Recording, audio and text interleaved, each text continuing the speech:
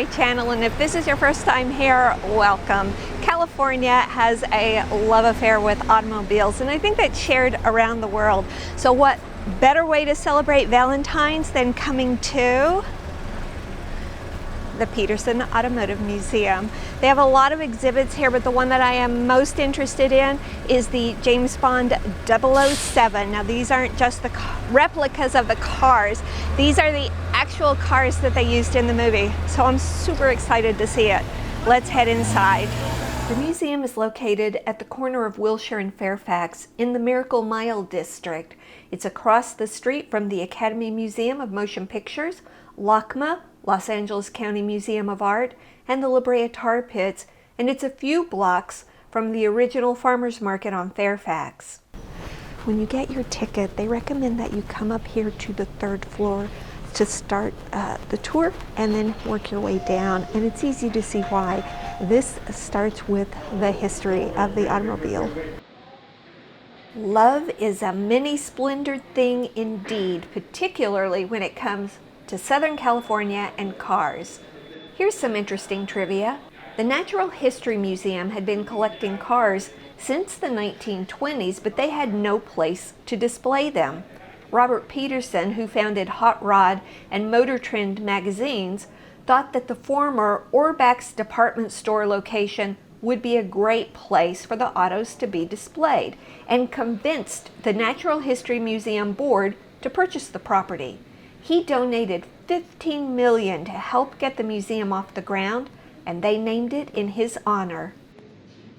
This is a 1900 Smith runabout. Now, they were not sure at this point that the car would actually keep running, so these two elaborate stanchions that hold the headlights in the front could also be used to hook a horse up to turn this car back into a horse and buggy. Believe it or not, it was a controversial museum. Critics accused it of taking funds away from the Natural History Museum, but that wasn't the case. Today, it's hard to imagine anyone being critical of this LA icon.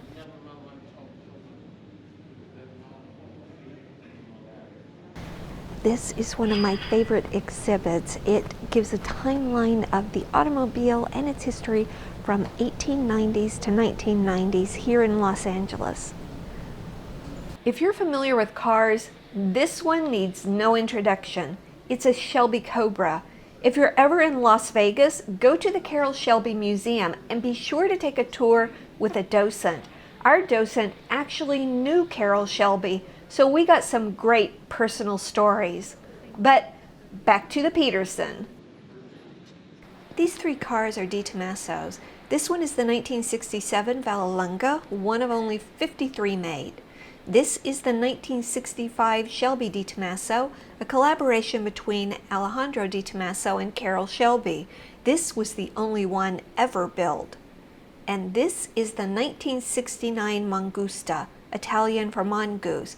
This was built as a challenge to the Shelby Cobra because a mongoose is the only natural predator that can kill a cobra. Check out the license plate. Skunk Patrol. This beauty is the 2023 Di Tomaso P72 prototype, one of only 10 prototypes built. This is a 1952 Volkswagen minibus. My brother-in-law said he saw one similar to this, sold at auction for $215,000. This entire section is electric vehicles. The oldest one they have is from 1915 through the present.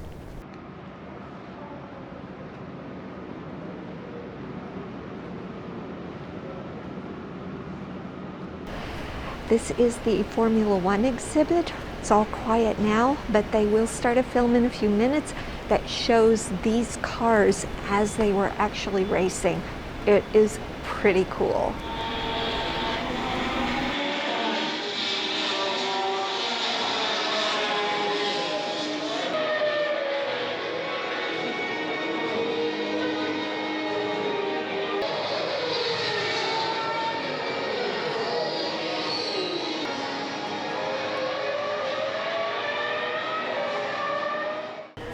For those of you who are motorcycle enthusiasts, they've got you covered. This is the 1903 California, the very first motor vehicle of any kind to cross the U.S. from coast to coast. This is the 1966 Triumph that won the 2016 Baja 1000. It was the first Triumph to ever win the Baja 1000 after 50 years of entering the race. This is a 2014 Lotus CO1, 200 horsepower, top speed of 200 miles per hour, and a price tag of $137,000.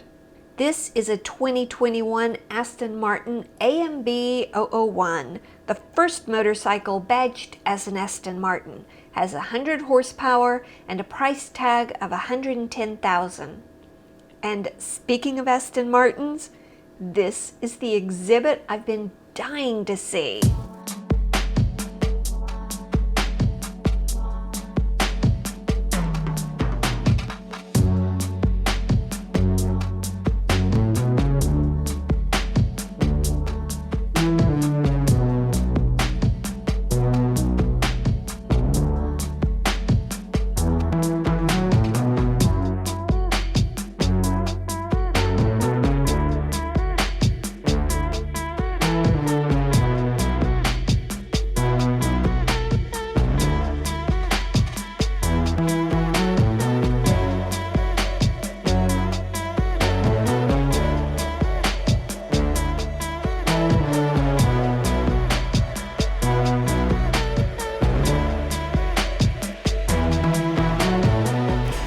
Movie screens all around for the various clips that these vehicles have been used in.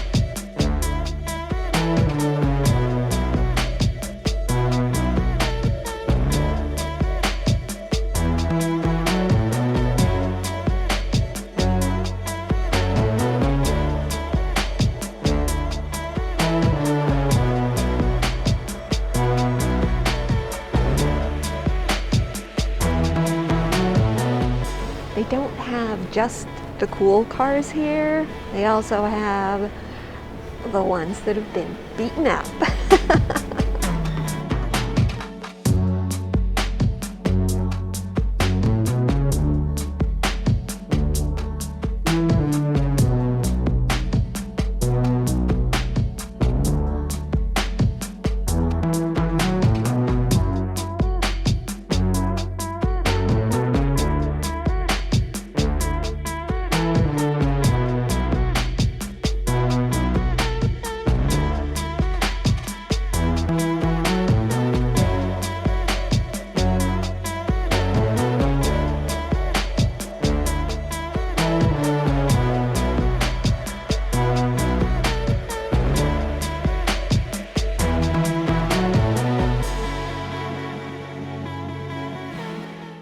So even if you are not a car enthusiast, this museum is still pretty interesting.